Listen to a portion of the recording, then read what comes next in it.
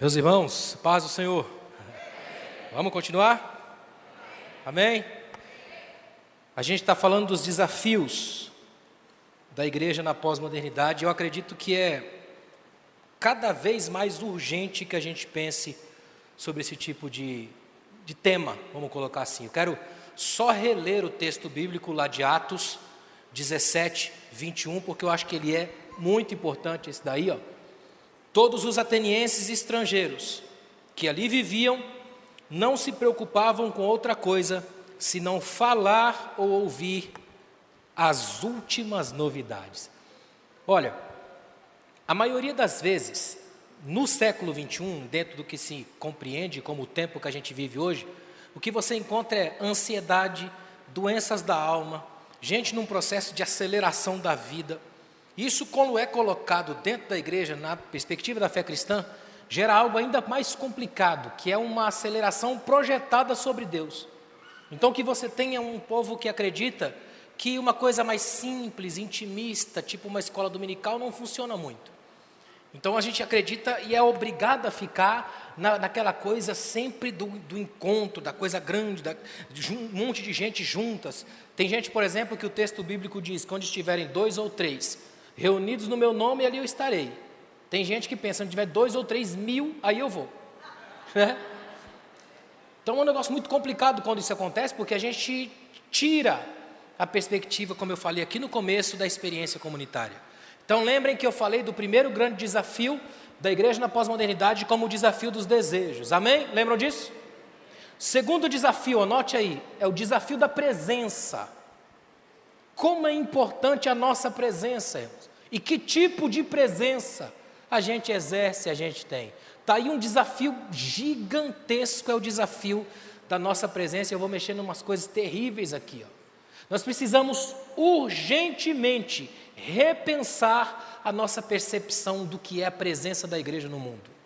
David Foster Wallace, escrevendo um livro magistral, e ele fala, numa das suas muitas metáforas e histórias que ele conta, ele foi chamado para ser paraninfo de uma turma. E ele chega no dia de ser o paraninfo da turma, onde ele vai fazer o seu discurso, e ele começa com uma parábola muito interessante. Ele conta que um dia 2 peixes novos, adolescentes, vinham nadando, e na direção contrária dos peixes adolescentes, vinha um peixe mais velho. E quando o peixe mais velho cruza com os peixes adolescentes, ele diz, bom dia meninos, como é que está o dia hoje? E a água, está boa? Eles não respondem nada e seguem seu fluxo. Lá na frente os 2 peixes olham um para a cara do outro e dizem, o que é água? David Foster Wallace diz, esse é o problema de muita gente. Está em seu ambiente, mas não sabem discerni-lo. Não sabe o que é estar ali. Outro conta que um dia passou por um rio e um peixe tinha saído da água. Sabe quando o peixe está pulando lá e sai da água? E ele agonizante, tudo que ele queria na vida era voltar para a água, mas não consegue. O cara passa pelo peixe e pensa, vou ajudar. Bota uma cadeira de praia, senta o peixe, passa um protetor solar, óculos de sol, abre o guarda-sol sobre ele, uma coca estupidamente gelada e diz, beleza, ajudei, e passa. Ajudou? Tudo que o peixe precisava era de um empurrãozinho para voltar para o seu habitat, não é?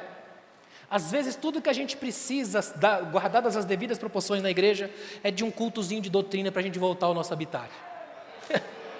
É de um lembrete que de vez em quando a gente tem que voltar a entender quem nós somos, nossa percepção, nossa presença de mundo, quem é que nós somos, que Deus nos livre da tentação de nos tornarmos um prédio a mais na geografia morta da cidade, mas que a gente seja lugar de biografias vivas, de gente em quem Deus está trabalhando e fazendo diferença na percepção da própria vida. Gente presente é muito mais importante do que gente que tem falsa presença. Fantasmas do culto, fantasmas da vida cristã existem. Uma pergunta muito séria precisa desafiar a gente hoje. Pensa por um momento comigo. Como que o mundo sente a sua presença? Tanto que eu quero mudar a pergunta aqui essa noite. A minha pergunta hoje não é assim, ó. Você já sentiu a presença de Deus? Não. A minha pergunta é, Deus já sentiu você aqui hoje? Como é a nossa percepção enquanto gente? Quer ver? Vamos dar uma ideia mental melhor ainda. Viaja comigo. Imagina que você está aqui em Londrina, muitos anos, na rua da sua casa. Visualize aí os vizinhos da sua casa. Visualize.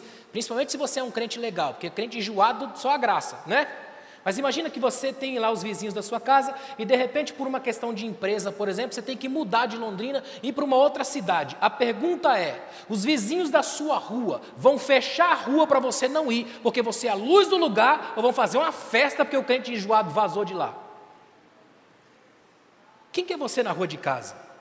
Porque olha para mim, quando você sai na rua com uma frase com temáticas evangélicas, o mundo não vê apenas uma frase de camiseta, o mundo vê alguém que tem uma palavra que para o mundo é tudo: esperança. O mundo não quer saber se a gente é capaz de ir para a igreja fechado no nosso mundinho sem falar com ninguém.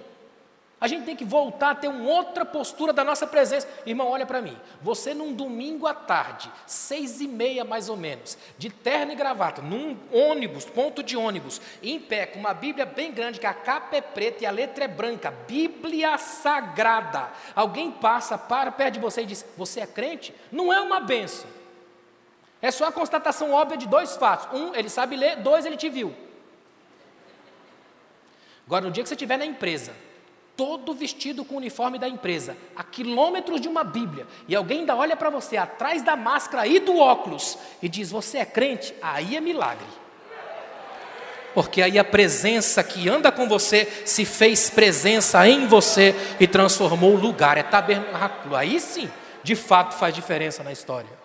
É importante demais que a gente redescubra essas posturas nossas, como presença de igreja. Tem crente que ele é extremamente enjoado, me perdoem dizer isso, é que eu não gosto de enrolar, eu tenho esse problema. Sabe, tem crente que é profundamente enjoado, o Cristo que ele prega é chato. Se tem xiita, ele é chato. Ele não conversa com ninguém, ele é enjoado, ele não ri, ele não brinca. Todas as frases dele tem que ter alguma chancela cristã, como se fosse uma etiqueta cristã a todo momento. Irmão, se eu passar o dia inteiro falando de Deus, a sensação que eu tenho é que eu sou um asmático, procurando ar. Se eu tenho que ficar procurando ar, eu tenho asma. Se eu tenho uma respiração saudável, eu nem penso, o ar me adentra. Assim deve ser nossa presença. Você não precisa gritar o tempo todo que é crente, subir na mesa do restaurante para orar, para todo mundo saber que você é crente. Isso é fariseu. A beleza é a presença sem precisar mostrar.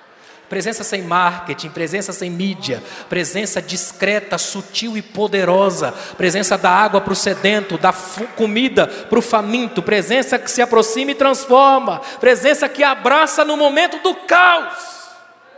Essa é a presença. Alguns crentes, eles conseguem, por incrível que pareça, se tornar um grupo que afasta, ao invés de aproximar. J. Lindeberg escreveu assim, meu problema não é com Deus, gente, é o fã-clube dele que eu não suporto. Faz um teste, como é que as pessoas se aproximam de você? Se todo mundo numa casa estiver rindo, contando uma história, você chegar e todo mundo ficar triste, não é uma bênção. Sua presença é triste, caótica, pesada. Quer ver? Pergunta para você, responde para mim. Gente inteligente, criança gosta de adulto chato, sim ou não? Você já viu que Jesus teve que parar de pregar para segurar a criança no colo? Como é que ele era? Ele era infinitamente mais alegre do que muitos de nós. Ele era de uma espiritualidade que aproxima, não que afasta. Jesus é daquele que tem uma multidão discutindo teologia com os discípulos e um menino sendo jogado no fogo e na água. Jesus é o único que vai até o menino, pega pela mão e põe de pé. Jesus não se rende a lógicas de diploma, de discurso e de polêmica, se para ele não for sustentável botar adolescentes de pé quando o diabo já jogou no chão. É esse o Jesus que a gente segue. Não adianta ter glória no monte se essa glória não desce e lida com pais, lidando com filhos endemoniados. Presença que faz diferença na história. A gente é apenas um prédio na paisagem da cidade, uma geografia ou uma biografia? Como é que se conta a nossa história na cidade? Quem é que a gente é? Como é que a gente transita no meio das pessoas? Quer ver? Eu acho interessante, vou fazer um parêntese bíblico aqui. Lembra, por exemplo, quando Jesus chega, está na região de Cesareia de Filipe. Aí Jesus não faz uma coisa que a gente faria. Você já viu o crente que quando chega numa cidade que é muito católica, ele fica oprimido? Ele vê uma cruz numa casa, ele fica angustiado, parece vampiro com medo da cruz, não tem? E deve ser, uma vez por mês vem beber sangue de Jesus. Vampiro gospel, né? Imagina, Sabe quando Jesus chega na região de Cesareia de Filipe, a cidade tinha sido dada a Filipe por uma guerra que ele venceu em Roma, e aí como ele recebeu a cidade de presente de César, aquele jogo político, ele recebeu a cidade de presente, ele resolveu homenagear o indivíduo que deu a ele o presente. Então Cesareia, e ele se incluiu na homenagem de Filipe, deu para entender? Cesareia de Filipe. Tudo na cidade lembrava César, a imponência dos lugares, a ideia da idolatria ao império, tudo lembrava César. Os historiadores até brincam dizendo assim, a padaria era a padaria de César, o mercado de César, o parto era cesariano, o parto de César, tudo tinha que lembrar César. Jesus passa e ele não diz assim, vamos sair dessa cidade, porque essa cidade é idólatra, não lembra de mim nem do Pai, nada disso. Jesus usa essa cidade como motivo de pregação, tema do sermão. Ele diz, se nessa cidade tudo lembra César, quem os homens dizem que eu sou? Como é a minha presença? Olha o que Jesus está fazendo com os discípulos. Me digam aí, vocês que já foram ao mercado, à padaria, ao centro, o que vocês ouviram sobre mim? E é interessante que o texto no original diz assim, eles responderam, está no plural, porque falar dos outros é sempre mais fácil, né? E os discípulos começaram a falar, Senhor, olha, tem um pessoal aí, diz que o Senhor é João Batista, é a multidão dos alienados. João Batista tinha acabado de morrer, eles nem sabiam. Outros dizem que o Senhor é Elias, a multidão dos espetáculos. Elias é o profeta do exagero, tudo em Elias é grande, é tão extraordinário que ele não morre, ele sai daqui vivo no Uber celestial, é ou não é? Quem é a multidão de Elias hoje? É a multidão que só vem na igreja grande, ele só habita em sede, ele só vai em congresso, ele só vai em campanha, ele não ministra em cultos pequenos, ele não vai se tiver 15 pessoas, ele não visita a casa de ninguém, ele é popstar, celebridade, estrela, prateleira de cima, ele é o cara, está tão alto que quando cair morre.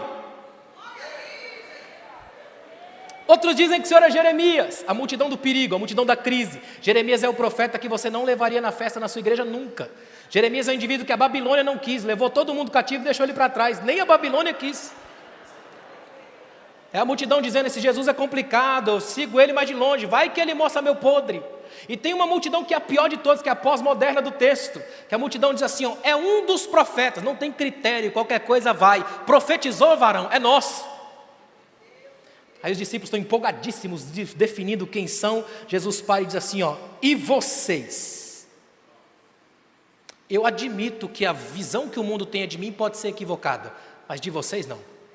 Quem vocês dizem que eu sou? Nenhum responde, e o único que responde, responde pelo Espírito. Olha o que Jesus está dizendo, eu quero que vocês saibam que comigo a lógica é outra, vocês não me definem, é o meu Espírito em vocês que dizem um pouco do que eu sou, e vocês vão ter um testemunho fidedigno, porque quando o Espírito da verdade vier, ele vos guiará em toda a verdade.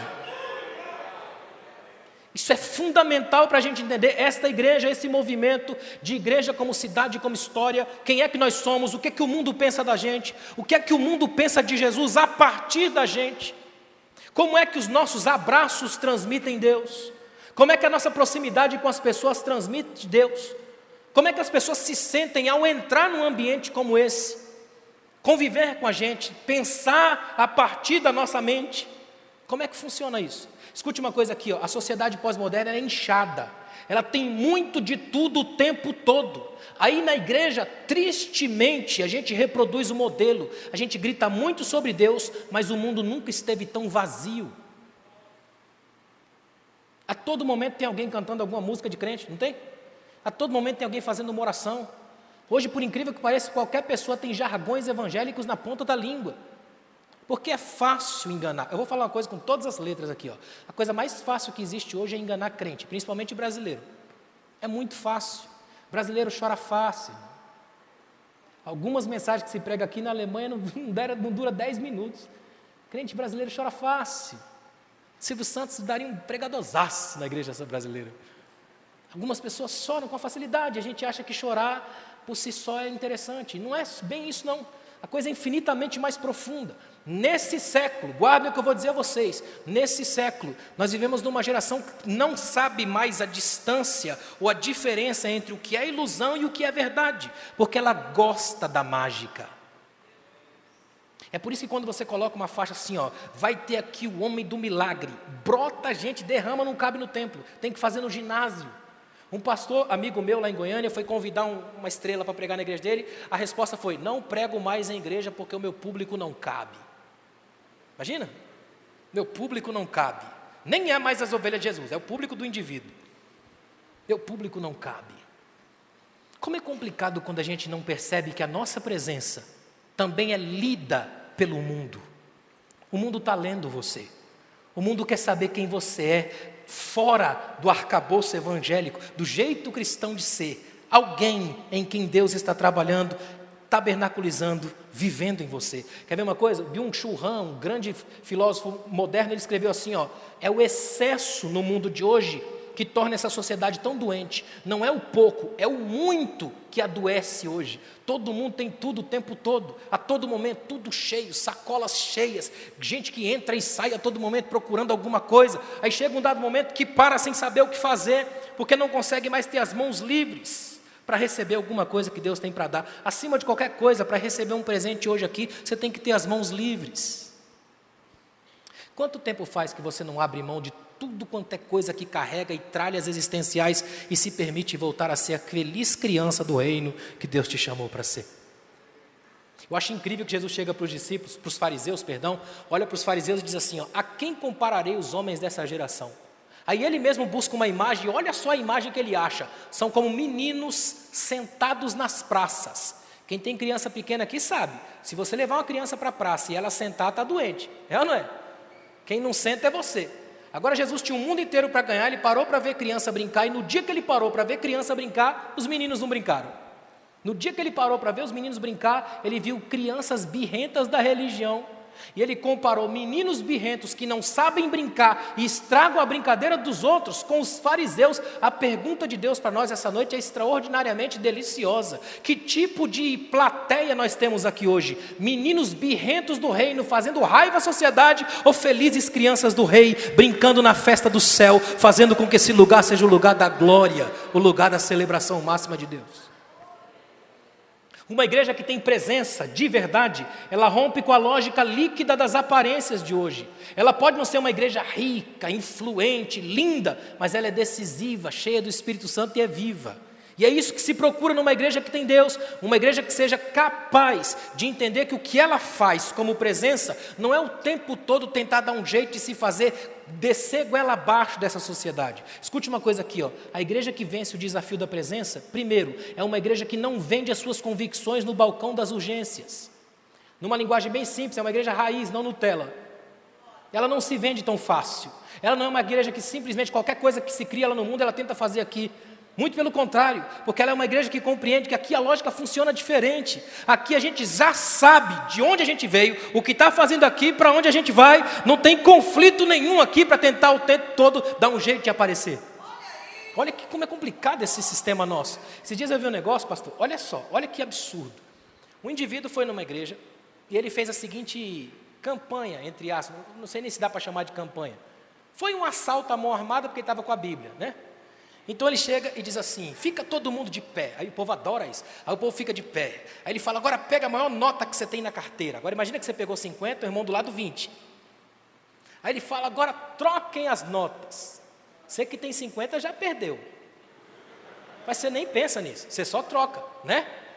Aí ele diz, irmãos, aí começa com teorias da conspiração, fake news. Você sabia que tem crente que já trabalha no departamento de marketing do inferno? Passa o dia inteiro mandando fake news é mentira, o pai da mentira é Satanás, logo ele é departamento de marketing infernal, sim ou não?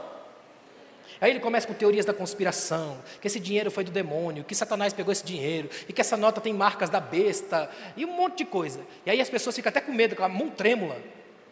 Ele fala, agora joga isso amaldiçoado no chão e pisa. Irmão, o povo vai ao delírio, tem gente que baba, rola em cima da nota. Nem para pensar que foi ele que trabalhou e Deus abençoou e chegou na mão, é ou não é? De repente ele manda os diáconos saírem carregando as notas malditas. E o pastor fica em pé aqui angustiado, porque já sabe onde vai. Aí ele vem com aquele monte de nota, vira para o pastor e fala, o senhor vai ficar com essas notas malditas na sua igreja? E o pastor angustiado diz, não. E ele leva. E pasmem os irmãos, o ano que vem a gente convida de novo. E ele volta de carro novo, contando um testemunho, dizendo que foi Deus que deu. Não foi, irmão, foi a mão grande de gospel. Sabe o que é estranho? Esses ilusionismos são comuns no tempo de hoje. É por isso que hoje qualquer pessoa com uma frase de para-choque de caminhão vira expert.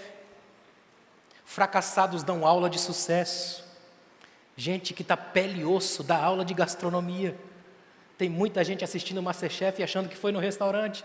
Deus está te chamando hoje para entender que aqui ainda vivemos pela verdade. E a verdade se manifesta através da palavra. E essa palavra às vezes rasga, arrebenta, machuca, fere. Mas ela te dá vida, ela te faz andar. Você pode não cair no Espírito, mas você anda no Espírito todos os dias. Porque essa palavra te alimenta, fortalece, levanta a sua cabeça, te coloca em pé na sua casa e na sua família. E te devolve ao mundo como instrumento de paz e de justiça. Essa palavra te dá presença, e não apenas projeções de idealizações.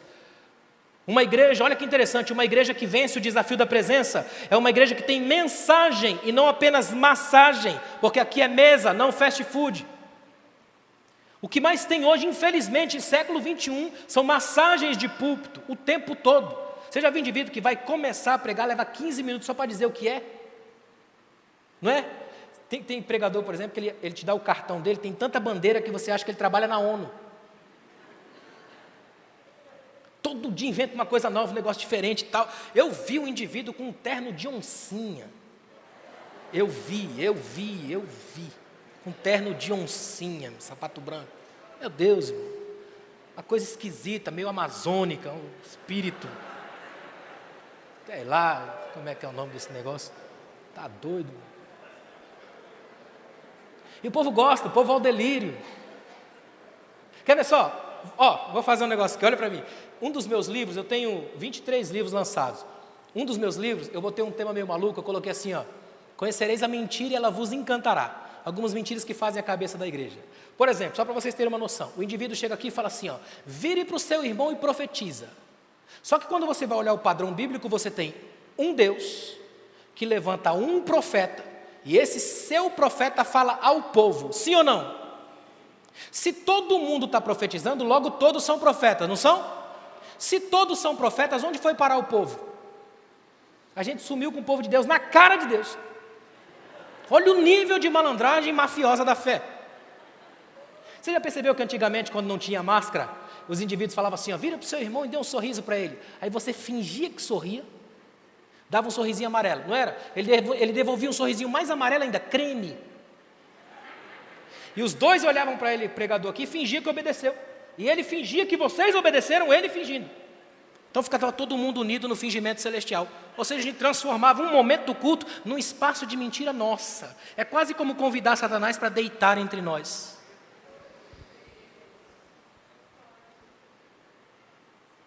Sinceramente, irmãos, as verdadeiras mensagens de Deus, elas arrebentam com a alma da gente. A gente sofre, sangra, chora, mas a gente sai tão saciado. É pão para andar 40 dias. É a água do céu para beber e matar a sede da alma. É vida espiritual para a igreja morta. Avivamento é isso, saúde espiritual para quem está vivo e doente. Vida espiritual para quem está morto. Ele atinge os dois lados. Ele entra e mexe em todas as dimensões. Eu creio no Espírito Santo que é capaz, a partir da sua palavra, de ressuscitar cultos mortos, almas mortas. Uma igreja que vence o desafio da presença é uma igreja que confronta o pecado e oferece o bálsamo da graça, porque ela não finge ser uma colônia de férias de uma espiritualidade pálida. Ela não é uma igreja que simplesmente acha que é legalzinho, que é bonitinho, que canta e faz cara de crente relevante, quando não faz ideia do que está fazendo. Que aprende de uma vez por todas que a igreja não é um movimento apenas social, um lugarzinho para a gente trocar ideia e tomar chá. Aqui é um ambiente onde a coisa aperta. O pastor Eugene Peterson foi fazer uma reunião de obreiros na igreja dele, lá nos Estados Unidos, e quando ele entrou na reunião, o pastor já começou falando, aí um desses, sempre tem um, né, levantou a mão e falou assim, com aquele ar de espiritualidade evoluída, olhou para o pastor e disse, não vai fazer uma oraçãozinha para começar não? O pastor falou, não, porque não existe oraçãozinha, oração é a cova dos leões, a gente entra e não sabe se sai. Esse é o ambiente de Deus. É um ambiente onde a gente entra, a gente não sabe como vai sair daqui. Você já parou para pensar que aqui, nesse ambiente onde você está, é um ambiente para morrer? Jesus falou que se o grão de trigo cai na terra e não morre, não tem como crescer. O apóstolo Paulo diz, não vivo eu, mas Cristo vive em mim. Um indivíduo me chamou esses dias, Pablo, falou assim, pastor, eu acho que a frase do coach é perfeita. Você tem que ser a sua melhor versão. Eu falei, o problema é que do ponto de vista bíblico, a minha melhor versão sou eu morto. Porque só quando eu morro é que Cristo vive em mim. Jesus te trouxe aqui hoje para você morrer, que morra aqui hoje, para o ódio, para o orgulho, para o pecado, para a miséria, e saia de cabeça erguida e vivo, andando pela vida, adorando ao Deus que te faz ser presença dEle, ativa no mundo e na vida. Como é que a gente como igreja vence esse desafio da presença? É celebrando a ressurreição. Porque só quando a gente entende a ressurreição de Cristo, é que a gente sabe que a partir da ressurreição dele, nenhuma morte é mais definitiva aqui. Casamentos podem ressurgir, ministérios mortos podem ressurgir, sonhos mortos podem ressurgir, culto meia boca pode ressurgir, porque a partir da ressurreição de Cristo, aquela pedra foi rolada e a morte não tem mais a última palavra. Eu acho tremendo, irmãos, deixa eu fazer um parênteses aqui, ó. Eu acho tremendo John Donne, um poeta cristão do século XVIII, quando ele um dia estava muito doente, enfermo, e ele achou que fosse morrer. Então ele entra para dentro do quarto e produz um dos poemas mais tremendos da história da igreja, chamado Morte, Não Te Orgulhes. E ele simplesmente se levanta e briga com a morte, coisa de crente, olha que tremendo. Ele fala: morte, não te orgulhes, só porque tu és a tal, porque os venenos e as armas dos homens são os teus instrumentos. Tu pensas que és a tal, não és, tu és apenas a parábola de um sono. Quando eu estou dormindo, o meu Senhor faz com que os amados da minha casa me vejam como eu estarei sob o teu poder. Só que de manhã, morte, eu costumo acordar, portanto o meu Senhor já fez os meus amados acostumarem ao teu efeito. Só que um dia, morte, eu estarei no teu velório, porque tu morrerás. Há uma promessa para mim e não para ti. Eu estarei vivo. Eu estarei vivo. Que coisa doida, o crente vai estar no velório da morte. Está pronto para isso? Quando isso que é mortal se revestir de imortalidade, quando isso que é corruptível se revestir de incorruptibilidade, então se cumprirá a palavra que foi escrita: tragada foi a morte na vitória. Onde está, ó morte, a tua vitória?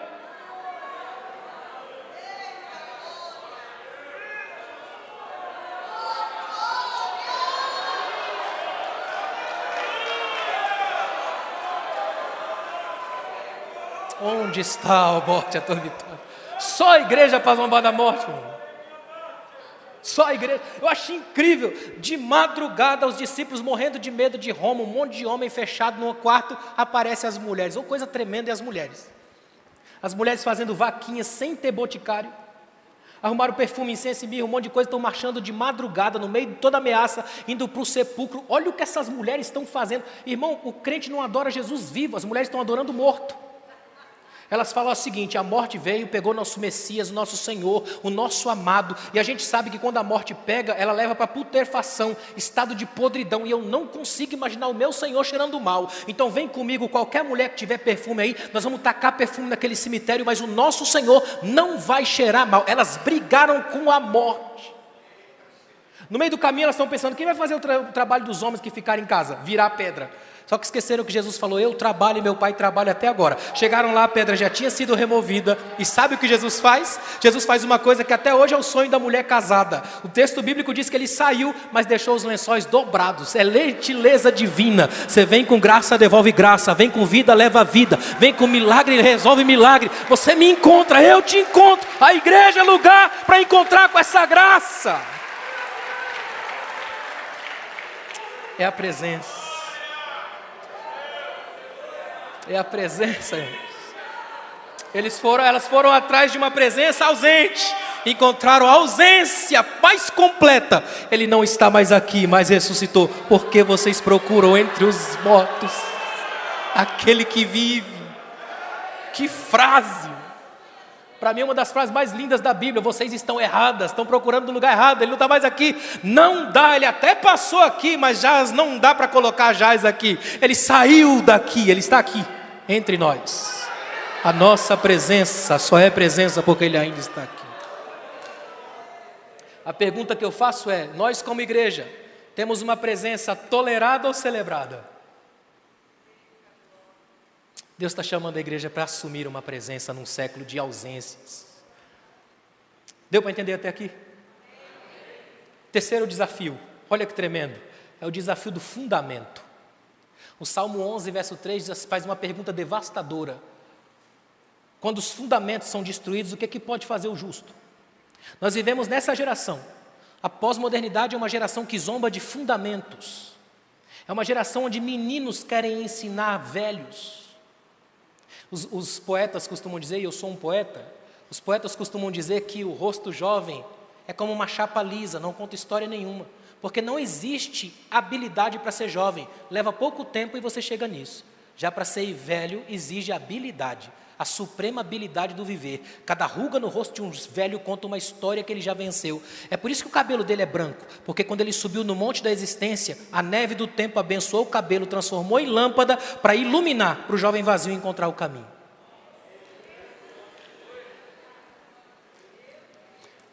Eu acho incrível que Davi, na última guerra que Davi vai, a Bíblia diz que Davi se cansou, levanta espada, abaixa espada, cansou. De repente vem um rapaz com uma espada nova para matar Davi. É incrível, Davi está velho, a última das suas batalhas. Os guerreiros de Davi matam o rapaz, olham para ele e falam assim: nunca mais sairás conosco a peleja. Aí a segunda frase: para que não apagues a lâmpada de Israel. Olha o que eles estão dizendo, Davi entende, você envelheceu, o cabelo não é mais ruivo, agora é branco, não é mais musculoso, a pele é flácida, você não é mais o guerreiro, você agora é lâmpada, você não caiu, você foi promovido, você só brilha, brilha lá que a gente vence aqui, vamos estabelecer, Davi, você acende, a gente briga, você brilha, a gente vence. A igreja é exatamente isso. Agradeça a Deus por qualquer cabeça branca que você encontrar aí, ó. São lâmpadas, enquanto eles brilham, a gente bate, enquanto eles brilham, a gente avança. Não tem conflito de geração aqui, tem celebração de histórias e de tempos. Aqui é lugar onde Deus cura, onde Deus batiza, onde Deus levanta, onde Deus fortalece jovens e velhos no mesmo ambiente. Fundamento. Porque a gente entende na igreja que aqui juventude não é bênção e velhice não é doença. São só etapas da vida e passam rápido. Olha que interessante, assim como no texto bíblico que a gente leu, o mundo pós-moderno é seduzido pelo perigoso fascínio da novidade. Tudo hoje é em busca da novidade, tem que ter um negócio novo, um negócio diferente. Já viu aquelas frases, irmão, vamos lá ver o que está acontecendo, o que é novo, tem uma coisa nova ali, fulano inventou um negócio diferente, não é?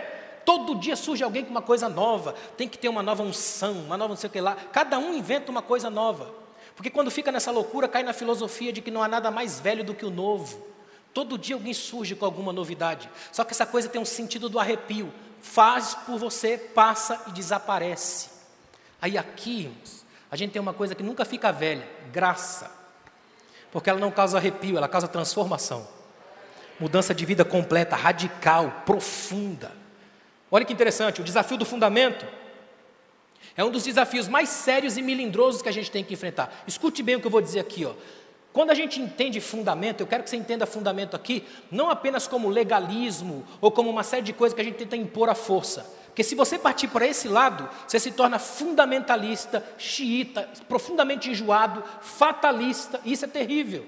E é uma das mais interessantes jogadas do inferno, transformar o crente num legalista ferrenho, um doutrinador que a ferro e fogo quer transformar todo mundo em sua imagem e semelhança. Quando ele faz isso, ele te transforma no pior demônio da igreja. E você acha que está lutando pela santidade. Quer ver uma coisa? Rubem Alves escreveu isso aqui, ó. O diabo não joga porcaria dentro da fonte. Ele só mexe no lodo que repousa lá embaixo, no fundo da água. É aí que começam a brotar sapos, cobras e escorpiões. É quando essa coisa senta. É quando eu acho que eu sou mais crente do que todo mundo. É quando eu acho que ninguém ora mais do que eu. É quando eu acho que eu já li a Bíblia toda de joelhos 732 vezes. É quando eu acho que ninguém vai para o céu antes de mim. Se Jesus é o caminho, eu sou o pedágio. Irmão, quando isso acontece, a gente não faz ideia do que a gente está fazendo. Escuta bem uma coisa que eu vou mostrar para vocês, à luz da palavra, que é devastador.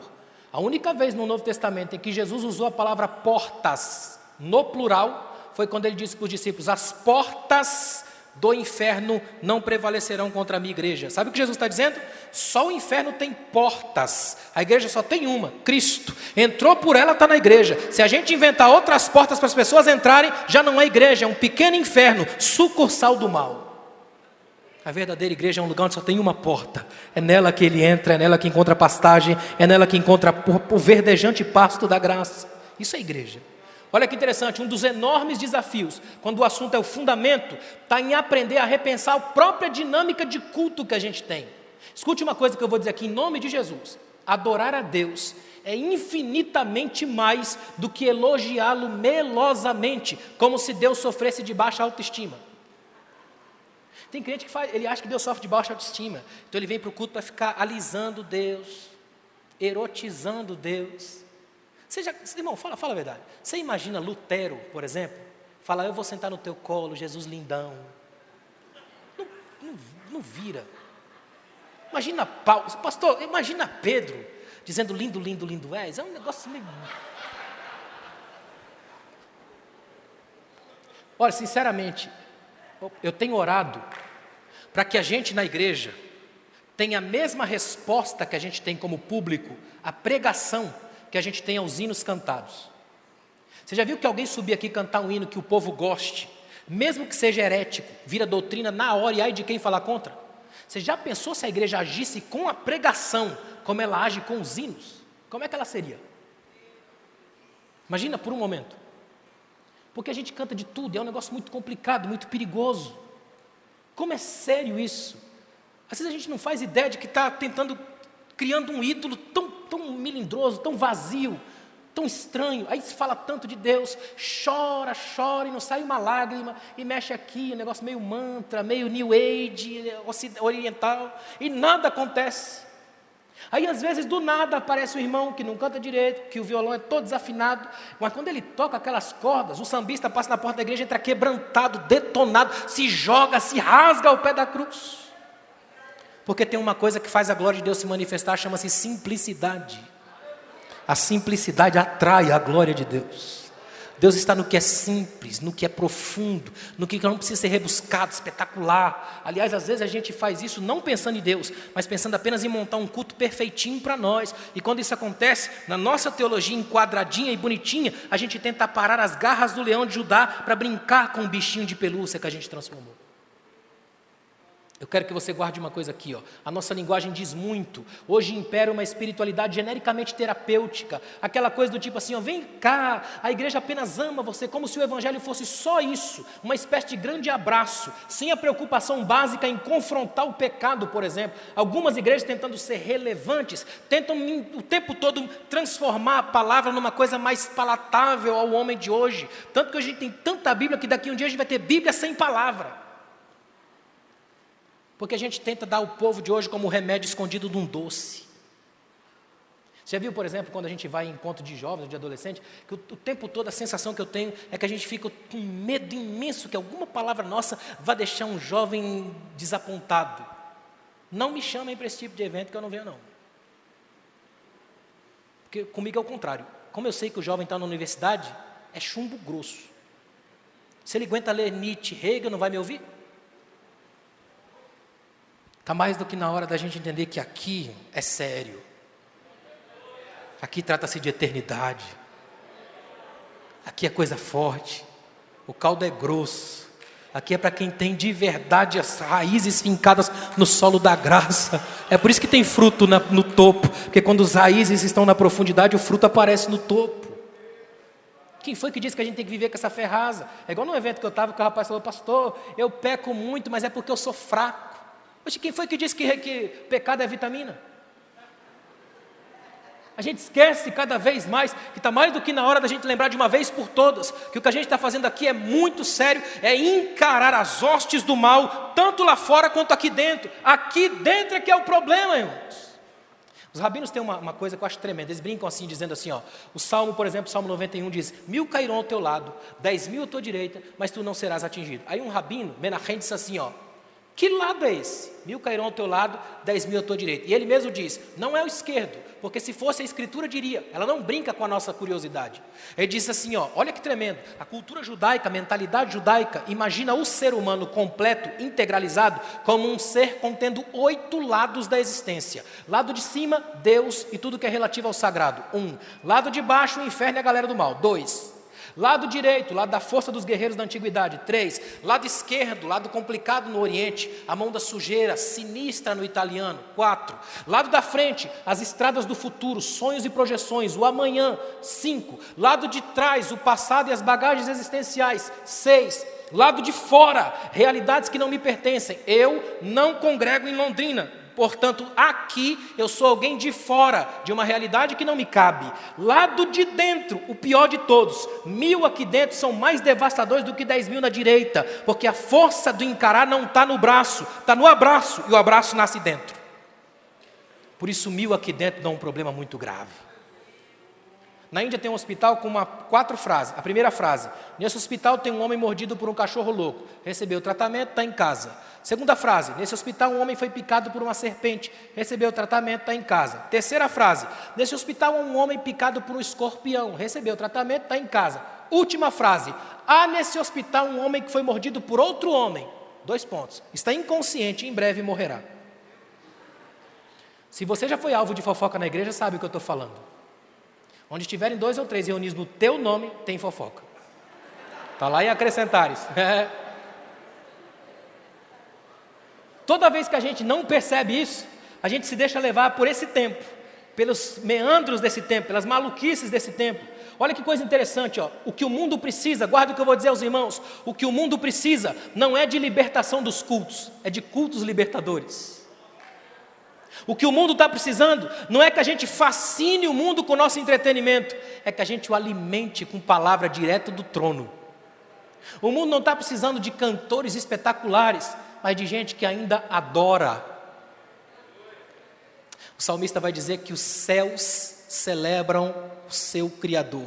Ninguém nunca ouviu uma música cantada pelo sol. O que significa isso? Só da ele existir, a sua existência já é um fato de adoração. Que a sua vida seja adoração só de você existir. E o mundo olhe para você e saiba que aí tem alguém que existe para a glória de Deus. O mundo precisa da mensagem da cruz e não do entretenimento e os palcos. A gente precisa o mais rápido possível voltar aos fundamentos. E não tem nada de novo aqui não. Fundamentos são os mesmos: palavra, oração, jejum, quebrantamento, equilíbrio, temor de Deus. Isso nunca fica velho. Velho é sempre o pecado. Por isso que Deus te chamou aqui hoje. Para lembrar você que a coisa mais incrível que a gente está recebendo aqui hoje não é uma coisa nova, espetacular, mas a renovação das antigas certezas. É Deus tirando escombros, lixos e achando antigos alicerces. Você crê nisso? Lá nos Estados Unidos, teve uma moça chamada Carolyn. A Carolyn tinha um sério problema cerebral quando nasceu, de modo que do pescoço para baixo tinha pouquíssimos movimentos. A cabeça pendia para o lado, babava e não conseguia falar muito bem, é difícil falar. Mesmo com toda essa limitação, ela ainda conseguiu se matricular na faculdade de teologia para fazer bacharel 4 anos. Chega o último dia, o último ano letivo, a diretora da faculdade vai orar a Deus. Eu tenho uma tradição com o Senhor, todo ano eu peço para o Senhor me indicar quem vai ser o orador da turma desse ano. Qual é o nome, Senhor, do orador da turma desse ano? E aí Deus manda daquelas, é a Carolyn. Ela fala: Deus, o senhor não errou de nome aí não? Olha no cadastro aí. O senhor sabe quem é a Carolyn? Ela baba, não fala com muita dificuldade, é complicado. Ela tem um programa lá de computador para ela fazer as aulas. Ela veio até aqui com muito esforço e dignidade, eu reconheço. Mas oradora da turma, Senhor, o pressuposto básico é oratória, ela não tem.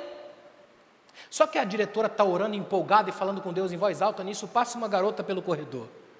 A garota escuta, entra na sala e diz: diretora, eu acho que eu entendi o que Deus quer fazer com a Carolyn e eu me coloco à disposição. E a diretora diz: mas quem não está entendendo nada sou eu. Ela falou: é simples. A senhora diga a Carolyn que ela vai ser oradora, ela vai digitar toda a fala dela e no dia eu vou emprestar a minha voz para ela. Experiência comunitária. Chega o dia da formatura, todo mundo ali esperando, todo mundo sabe que é a Carolyn, receberam o programa do dia, todo mundo pensando como é que vai ser isso. De repente chega a hora da oradora da turma, apagam-se as luzes do palco, acende só uma no canto, vem a menina empurrando a cadeira da Carolyn, a cabeça para o lado, babando, ela toda perdida, a menina atrás toda de preto para nem aparecer na luz. A menina simplesmente pega o microfone e diz: gente, eu não quero nem dizer meu nome, eu estou aqui hoje como voz da Carolyn. Tudo que eu vou falar veio da mente dela, eu só estou emprestando a minha voz. E aí começa a falar tudo que a Carolyn digitou e ela ali com a cabeça babando. Quando ela termina, é um misto de graça, euforia, gente que aplaude, gente que chora. A graça de Deus é quase palpável no ambiente. A diretora toma o microfone da garota e diz: agora eu entendi, Senhor. A Carolyn aqui é a perfeita metáfora de nós como igreja. Nós somos o corpo, tenso, complicado, sem controle, mas o Senhor é a mente perfeita num corpo sem controle. Nós temos a mente de Cristo. As nossas bagunças e as nossas tortuosidades não definem a graça que aqui está. O que define a graça que aqui está é a mente, e a mente perfeita dele pensou você. É por isso que você está aqui hoje, salvo, abençoado, transformado, feliz e livre para encarar os desafios desse tempo. Fica de pé, eu quero orar com você. Oh Deus, obrigado, Pai. Oh Senhor, obrigado pela tua graça. Senhor, obrigado por estarmos aqui essa noite. Ah, Espírito Santo, obrigado por essa visitação tão poderosa da tua palavra sobre as nossas vidas. Seja celebrado e engrandecido aqui, Senhor. A igreja é tua casa, teus filhos, homens e mulheres que se renderam a ti, que ouviram o chamado da tua graça e ainda estão aqui, Pai.